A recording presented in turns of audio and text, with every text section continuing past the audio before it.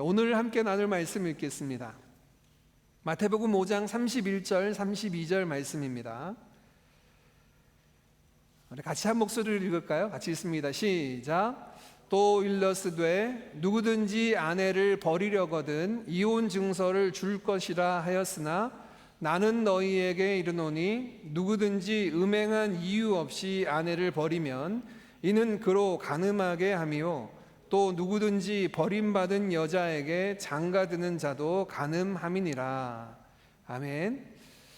자, 오늘 설교는 좀 게임으로, 놀이로 시작을 했으면 좋겠습니다. 한번 놀이를 해볼까요? 여러분 아이들 키우실 때 이런 놀이 해보셨습니까? 반대말 놀이 해보셨나요? 엄마 아빠가 단어를 이야기하면 아이는 그 거꾸로 얘기해야 되는 것, 그 반대말 놀이를 한번 해봤으면 좋겠습니다. 자, 제가 단어를 제시하면 여러분은 반대말을 얘기하셔야 됩니다. 작다? 예. 적다? 많다. 짧다? 예. 아주 퍼펙트합니다. 예. 뭐 이런 유치한 게임을 하나 싶은데요. 오늘 함께 나눌 말씀, 그리고 지난주 말씀에 이어서 오늘 이번 주 말씀까지 어찌 보면 이렇게 생각하시면 될 것 같습니다. 반대말 놀이다. 지난주 예수님께서 뭐라고 말씀하셨나요? 간음하지 말라. 또 오늘 본문 말씀의 핵심이 무엇입니까? 이혼하지 말라.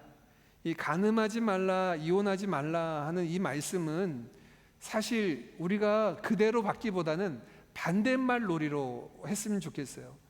간음하지 말라라는 말씀을 간음 안 해야 되겠다 작정하지 마시고 하나님께서 주신 그 성을, 부부관계를 온전히 사랑으로, 신뢰로 더 굳게 하나게 되는데 쓰는 겁니다. 자, 그 반대말 놀이를 하는 겁니다. 그러면 여러분에게 퀴즈를 내드립니다. 오늘 예수님께서 말씀하신 31절 32절 말씀의 주제는 이혼하지 말라인데 이것을 우리는 어떻게 적용해야 될까요? 어렵나요? 결혼하라. 예, 나는 이미 결혼했는데 또 결혼해야 되는가? 그거 아니고요. 예, 이혼하지 말라라고 하는 것은 결혼을, 부부관계를 더 굳건하게, 가정을 세우라. 오늘 그래서 제목이 건강한 가정 세우기입니다. 지난주 말씀과 사실 이번 주 말씀은 연결되어 있는데요. 여러분 기억하십니까? 예수님께서 말씀하시기를 제자들한테 얘들아, 너희들의 의가 서기관과 바리새인들보다 낫지 않으면 결단코 하나님 나라에 들어가지 못한다 라고 말씀하셨어요. 그러시면서 예수님께서 6가지 대조법이라고 말씀하는 것을 들려주고 계시는데요. 너희가 옛적 조상들에게는 이런 말씀을 들었지만 나는 너희에게 이른다 라고 말씀하시는 2가지 대조법을 말씀하시는 게 6개가 있습니다. 그런데 이 6개의 대조법을 보면 같은 이야기 같은데 간음하지 말라, 이혼하지 말라는 말씀이 이어진 말씀 같은데 이 대조법의 구조를 보면 따로 독립된 구조로 예수님께서 말씀하시는 것을 봅니다. 그래서 여러분 이 산상수훈 말씀을 지켜보면요, 어떤 부분을 알게 되냐면 예수님께서 이것을 굉장히 중요하게 생각하셔서 2번이나 거듭해서 이 말씀을 반복하고 강조하고 계시는구나 라고 하는 사실을 알 수가 있어요. 무엇을 강조합니까? 간음하지 말라도 그렇고요, 이혼하지 말라도 그렇고 건강한 가정을, 건강한 부부를 세우라는 말씀을 강력하게 지금 들려주고 계신 겁니다. 자, 그러면 오늘 이 말씀을 우리가 출발하기 전에 반대말 놀이, 예수님께서 이혼하지 말라 하는 말씀을 세워진 가정을, 세워진 부부관계를 굳건하게 세우라라고 말씀하셨다면 결혼이 무엇인지를 우리가 먼저 알아야 될 것 아닙니까? 성경에서 말씀하신 그 결혼에 관한 장면, 하나님께서 첫사람 아담과 하와를 주례하시면서 하셨던 그 주례사인 창세기 2장 24절 말씀을 함께 같이 읽겠습니다. 같이 읽습니다. 시작. 이러므로 남자가 부모를 떠나 그의 아내와 합하여 둘이 한 몸을 이룰지로다. 아멘. 여러분 보십시오. 지난주 간음이든지 이번 주 예수님이 말씀하신 결혼이든지 2가지 모두 무엇을 전제해야 하냐면 결혼이라는 것을 전제해야 됩니다. 결혼이라는 것이 무엇인가를 알아야지 이 결혼 관계를 벗어나는 간음을, 결혼 관계를 깨뜨리는 이혼이라는 것이 무엇인지, 어떤 것이 잘못된 것인지 알 수 있지 않겠습니까? 그래서 우리는 먼저 결혼을 살펴봐야 돼요. 자, 하나님께서 아담과 하와의 결혼식 주례사를 24절 말씀하셨는데, 이 24절 말씀에 보면 동사 세 가지가 등장합니다. 한번 찾아보시겠습니까? 어떤 명령 동사가 등장합니까? 첫 번째, 떠나라. 부모를 떠나는 겁니다. 결혼을 하는 세 가지입니다. 떠나야 됩니다. 두 번째는요, 합하라. 아내와 합하여야 됩니다. 세 번째는요, 이루라. 한 몸을 이루라. 자, 저 보십시오. 이 결혼은 굉장히 중요하고 심플한데 하나님께서 말씀하신 이 결혼에 관한 부분들을 우리가 잘 봐야 됩니다. 결혼은 떠나고요, 합하고 이루는 겁니다. 첫 번째, 부모를 떠나라 라고 하는 것은 단순히 부모와 따로 살아가라는 말이 아니라 독립적인 부분을 이야기합니다. 부모의 도움과 부모의 지도, 또 여러 가지로부터 부모로부터 떠나는 것이 결혼입니다. 두 번째는 아내와 합하는 겁니다. 아내와 연합하는 것이 결혼입니다. 이것이 생각이, 마음이, 몸이, 모든 것들이 아내와 연합하는 것, 이것이 결혼의 굉장히 두 번째 중요한 내용이고요. 마지막 세 번째, 결혼은 이루는 겁니다. 뭘 이루는 겁니까? 아내와 우리는 왜 합하여야 됩니까? 왜 우리가 아내와 손을 잡고 또는 남편과 손을 잡고 같이 있어야 됩니까? 한 몸을 이루어야 되기 때문에 그래요. 자, 그러면 결혼을 결론 지어 봅시다. 결혼은 무엇입니까? 부모를 떠나 배우자와 만나서 한 몸을 이루는 거예요. 그러면 여러분, 이 한 몸을 이룬다라고 하는 것이 언약입니다. 약속입니다. 그래서 여러분들은 대부분 결혼식 하면서 아마 주례하셨던 목사님이나 아니면 주례사분들에게 이런 언약을, 이런 약속을 다짐 받으셨을 텐데요. 검은 머리가 팥뿌리가 되도록, 아플 때나 슬플 때나 건강할 때나 형통할 때나 이런 얘기, 어느 때든지 이 약속을 깨지 않겠냐라고 서약을 받고 서약의 증표로 반지를 또는 예물을 교환하면서 그 징표로 삼았던 결혼을 하셨을 겁니다. 이게 뭡니까? 한 몸이 되는 겁니다. 그러면 여러분, 이렇게 생각해 봅시다. 한 몸이 되었는데 몸이 떨어진다면 살 수 있습니까? 없습니까? 이 질문은 왜 이렇게 묵묵부답입니까? 결혼해서 한 몸이 되었습니다. 지금 하나님의 주례사가 부모를 떠나 이제 독립적인 개체로 배우자를 만나서 연합해서 한 몸을 이루는 게, 하나가 되는 게 결혼입니다. 그게 한 몸이 되었어요. 그럼 이거 떨어질 수 있어요, 없습니까? 떨어지면 죽는 겁니다. 몸은 분리되면 죽는 거예요. 이게 성경에서 말씀하고 있는 결혼입니다. 근데 실제로 그런가요? 네, 실제로 그렇습니다. 여러분, 혹시 바깥에서 누가 여러분의 배우자를 험담하는 이야기를 들으시면 굉장히 기분 나쁘실 겁니다. 아니면 나한테 내 욕하는 것보다 더 화가 치밀어 오를 겁니다. 아니, 왜 그렇습니까?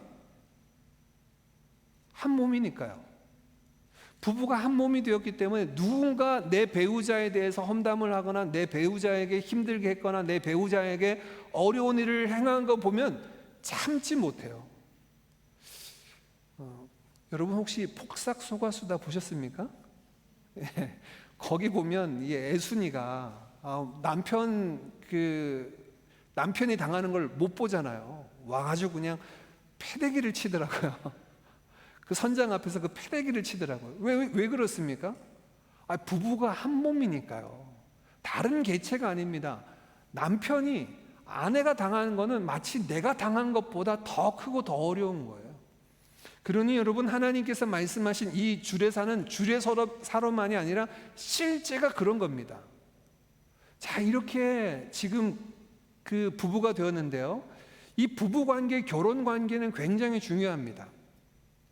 지금 우리 드림교회에 이제 적을 두고 있는 가정 중에 제가 두 가정을 주례 예배를 인도했습니다. 결혼 예배를 인도했고 주례사를 했는데요. 한 3년 전에 제가 주례사를, 2년 전인가요? 주례사를 한 가정이 있습니다. 그때 주례사에서 이런 말씀을 드렸습니다. 왜 하나님께서 이 결혼 관계를 이렇게 주목하여서 말씀하시는가? 왜냐하면 결혼은요, 가정을 이루는 유일한 통로입니다. 우리가 살아가면서 우리 가정이 얼마나 중요한지를 아마 말하지 않아도 여러분 다 아실 겁니다. 어떻게 가정을 이룰 수 있습니까? 결혼 관계를 통하여서만 가정이 이루어질 수 있습니다. 결혼 외에 가족이 될 수 있는 방법은 없습니다. 그래서 이 결혼이라고 하는 것이 가정을 이루는 굉장히 중요한 단초고, 이 결혼을 통해서 그 위에 건강한 가정들이 세워져 가게 됩니다.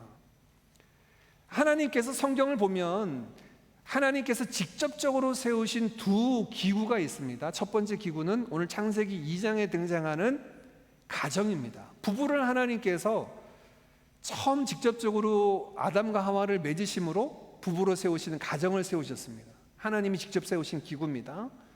두 번째는 하나님이 직접 세우신 기구는 교회입니다.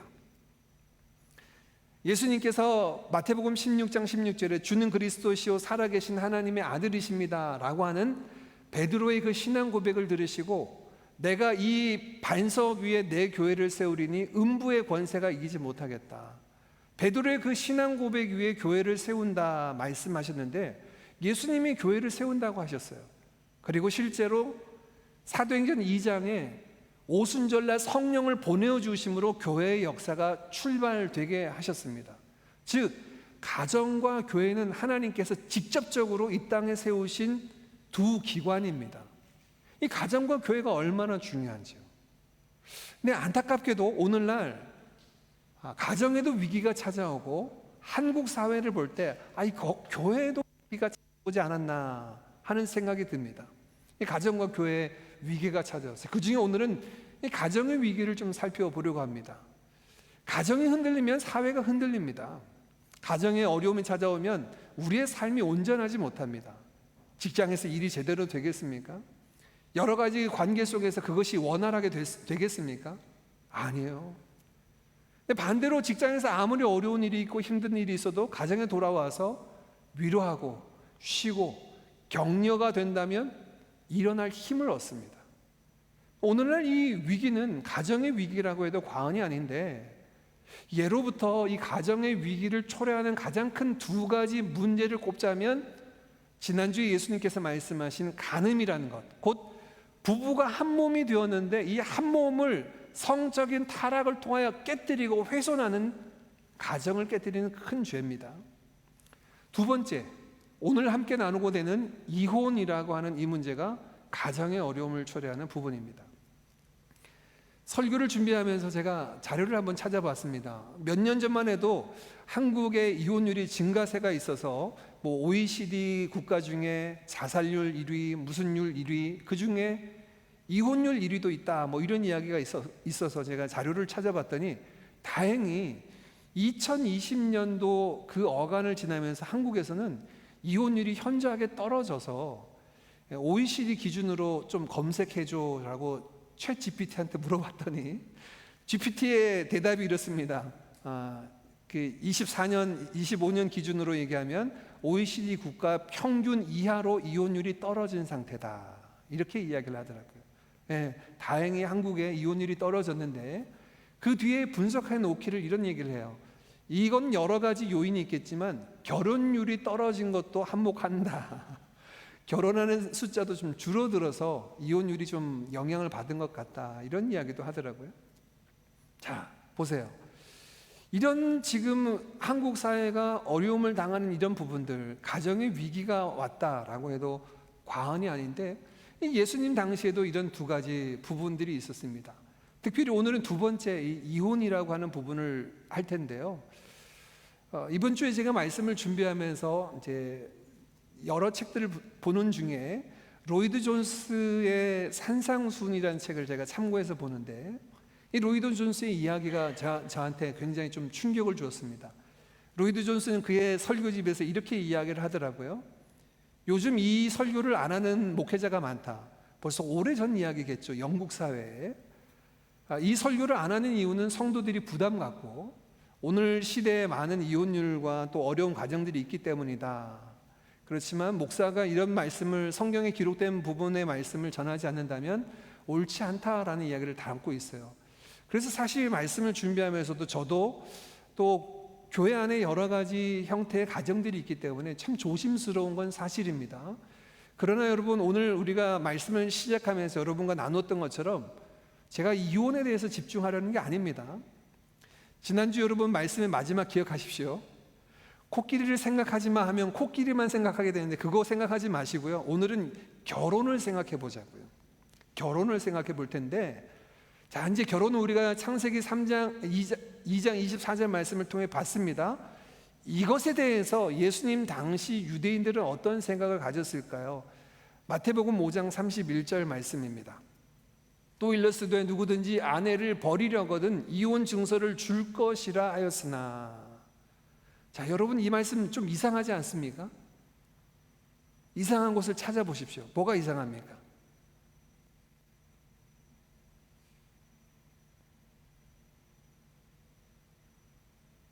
이상해야 되는데요.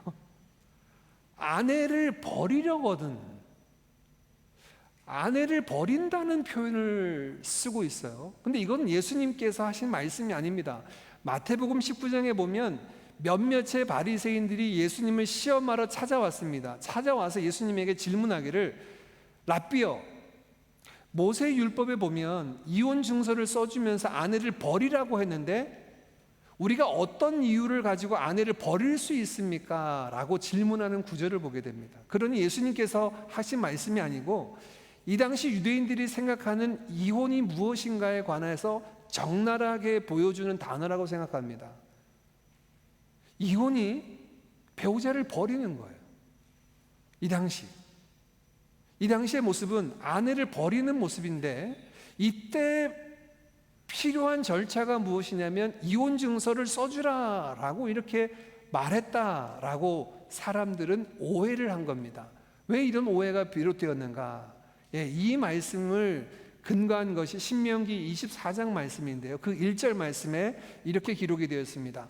사람의 아내를 맞이하여 데려온 후에 그에게 수치되는 일이 있음을 발견하고 그를 기뻐하지 아니하면 이혼 증서를 써서 그의 손에 주고 그를 자기 집으로 내보낼 것이요.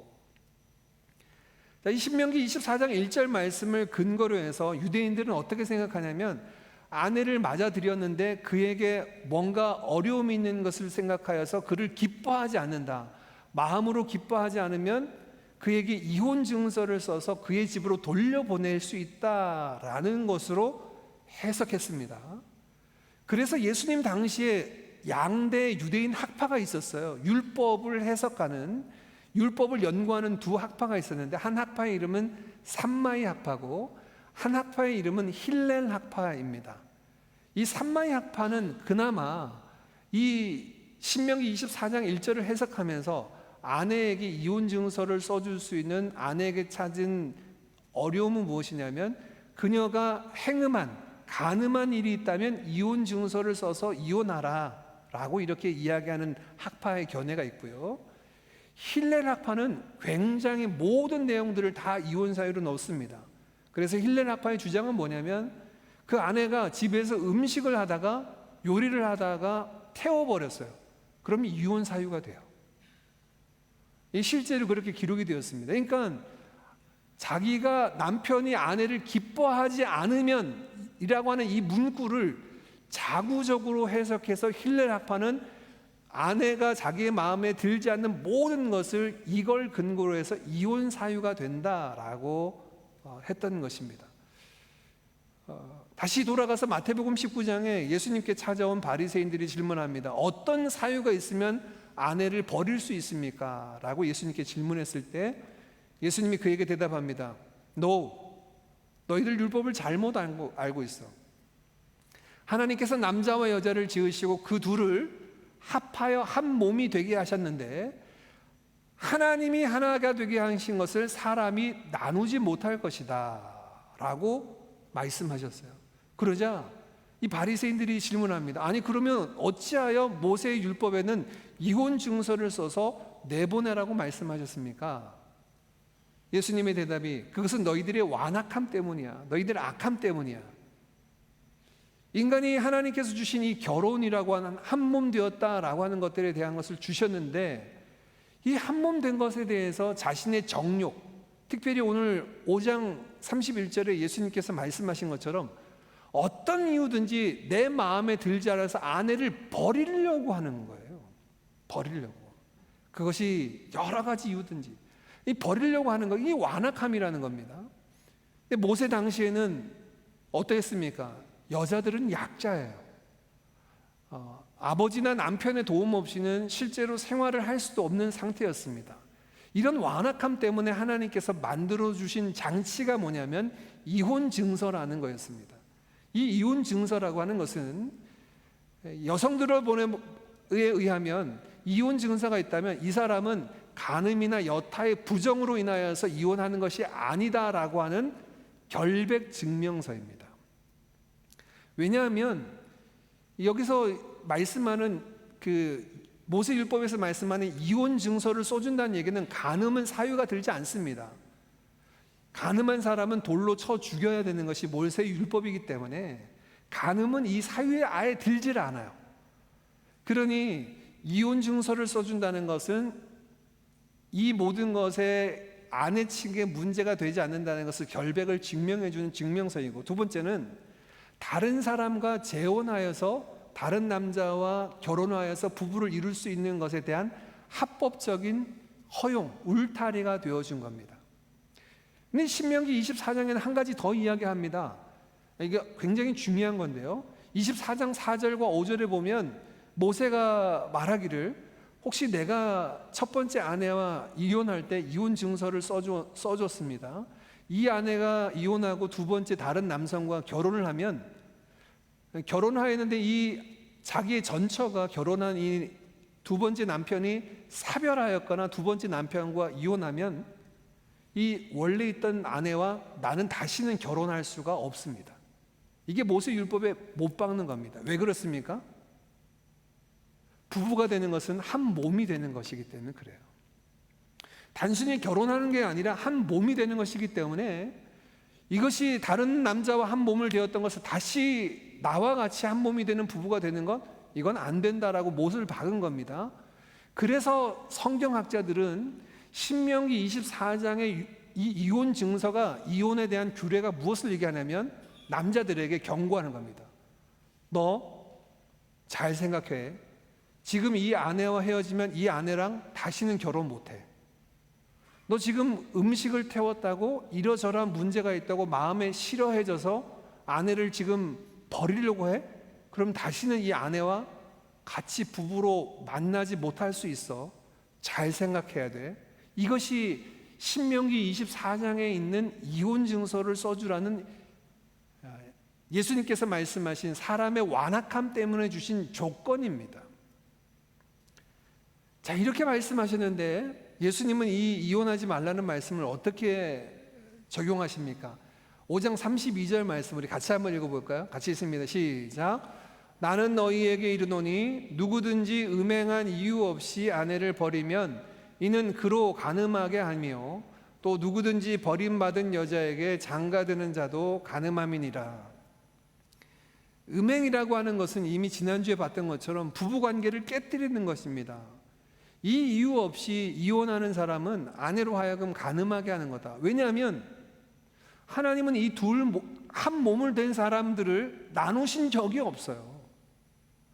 나눈 적이 없는데 인간이 임의적으로 우리는 이혼해라고 헤어진다고 해서 이것을 나눌 수 있을까요? 이혼 증서를 써주었다고 해서 이것이 하나님께서 부부로 만들어주신 것을 나눌 수 없다라고 했기 때문에 그렇게 이혼하고 난 다음에 다른 사람과 결혼하게 된다면 간음 이외에 행음한 것 외에 이혼하여서 다른 사람과 결혼하게 된다면 아내로 하여금 간음하게 하는 것이고, 두 번째 결혼한 그 사람도 역시 아직까지 여전히 한 몸을 깨뜨리지 못한 상태에서 다른 사람의 아내와 같이 잠자리를 하는 것이니 간음하게 하는 것이다 라는 원리입니다. 자, 그러면 여러분 32절 말씀 한번 다시 볼까요? 예수님이 지금 강조하신 것은 무엇인가요? 이혼인가요? 결혼인가요? 뭘로 느껴지십니까? 지금 이혼을 강조하시는 거예요? 결혼을 강조하시는 거예요? 결혼입니다. 결혼. 가정을 건강하게 세우라는 게 예수님의 강조점이에요. 하나님께서 남자와 여자를 한 몸으로 부부가 되게 하신 이후에는 그 몸을 어떠한 이유에서든지 나눌 수 없다. 예수님 말씀하신 간음한, 행음한 것 외에는 이라고 말씀하셨지만, 이 말씀이 반드시 이 이유가 있다면 이혼하라는 이야기가 아니에요. 이러한 때라도 불구하고 그 몸을 나누는 것에 대해서는 하지 말라는 말씀입니다. 결혼 관계를 지키라는 거예요. 가정을 건강하게 세우라는 겁니다. 이것이 오늘 예수님께서 말씀하신 내용이에요. 그러니 오늘 이혼하지 말라는 말씀, 우리는 반대말로 들어야 됩니다. 결혼하고 이 결혼 관계를, 가정을 굳건하게 지켜야 됩니다. 세워야 됩니다. 자, 그러면 말씀을 적용하고 같이 찬양하고 기도하겠습니다. 이 말씀을 우리 오늘 어떻게 적용해야 될까요?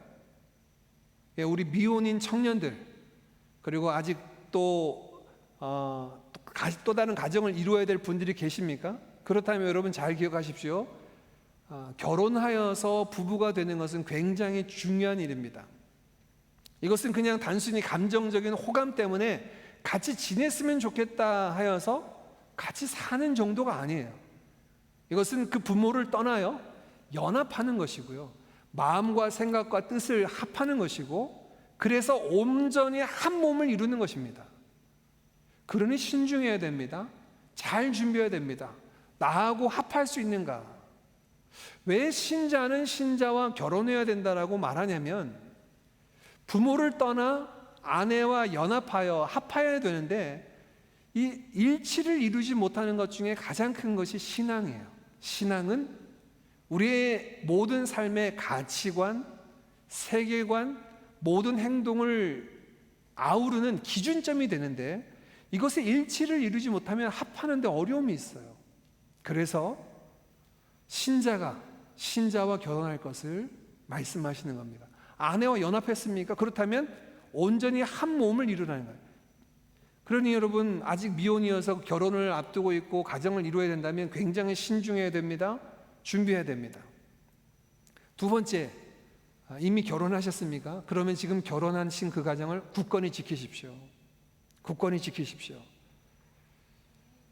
제 아내와 함께 제가 싱가포르에 가끔 이제 한국 영화가 들어오면 한국 영화로 보러, 자막 없이 영화를 볼 수 있는 즐거움이 얼마나 기쁜지요. 보러 가는데 어느 날 제 아내가, 여보 우리 이 영화 들어왔다는데 보러 가자 해서 보러 간 영화가 있는데요, 탕웨이가 주연한 헤어질 결심이라는 영화를 둘이 이제 극장 가서 봤습니다. 근데 여러분, 오늘 말씀을 적용하자면 헤어질 결심하는 것 이상으로 하나 되고 지켜야 될 결심을 하면 됩니다. 나와 맞지 않는다고, 나와 틀리다고, 나와 어려움이 있다고 해서 헤어지려고 하는 사람들 보면 정말 힘들어요. 어려워요. 안간힘을 쏟습니다. 근데 반대로 이렇게 보면 저 에너지를, 저 힘을 가지고 함께 하려고, 이해하려고, 하나가 되려고 힘쓰면 얼마나 더 좋았을까 하는 생각을 해요. 그러니 여러분, 나와 다르다고, 어려움이 있다고, 차이가 있다고 나누는다고 생각하는 거 오산입니다. 이혼할 수 있다라는 생각을 전제하니까 이런 생각이 드는 거예요. 아니에요. 하나님께서 하나가 된 것을 사람이 나누지 못한다라고 예수님께서 분명히 마태복음 19장에 선언하셨습니다. 그러니 여러분, 그렇게 가야 됩니다. 고린도전서 6장 7장의 말씀에 보면 바울도 이 결혼에 관해서 이야기를 하는 경우가 있습니다. 만일 이제 내가 신앙생활을 하게 되었어요. 예수님을 믿게 되었는데 내 배우자가 신앙이 없어요. 불신자입니다. 그러면 어떻게 해야 되나요? 그때는 신자는 이혼하면 안 됩니다. 그를 위해서 내가 남편인, 아내인 나를 통하여 이 배우자가 구원 얻도록 힘써야 합니다. 힘써야 합니다. 이 고린도전서 6장의 말씀의 교훈은 이렇습니다. 그러나 만일 배우자가 내가 신앙을 따라 살아가는 것을 너무 어려워하고 힘들어한다면 이혼하는 것을 허락한다. 이것은 또 다른 기준의 점의 이야기입니다. 이것을 예외적으로 보고요, 이거 외에는 헤어질 결심하면 안 돼요. 하나 될 결심, 힘써 하나됨을 이루고 또 온전히 하나 되어서 하나님께서 우리에게 이루게 하신 것들을 봐야 됩니다. 이것이 건강한 가정 세우기입니다. 가정은 우리에게 주신 굉장히 중요한 터입니다. 가정이 흔들리거나 가정이 어려우면 우리의 삶이 무너지고 흔들리죠. 건강한 가정을 이루는 것이 우리에게 굉장히 중요합니다. 그 위에 세워져야 되는데 보십시오. 가정의 가장 중요한 것은 부부입니다. 부부를 통하여서 결혼을 통하여 가정이 이루어지기 시작합니다. 그 가정을 건강하게 세워가는 것, 건강한 부부 관계를 이루는 겁니다. 주님께서 말씀하신 것처럼 결혼 관계를, 부부 관계를 온전히 세워가기를 원합니다. 부부 관계를 깨뜨리는 어떤 마음의 간음이든지 또는 어떤 마음의 어떤 헤어짐이든지 이거 다 제하여 버리고요. 온전히 힘써 하나됨을 이루고 하나님께서 우리의 가정들을 가정 천국으로 삼아 주시는 것들을 경험할 수 있기를 간절히 바랍니다.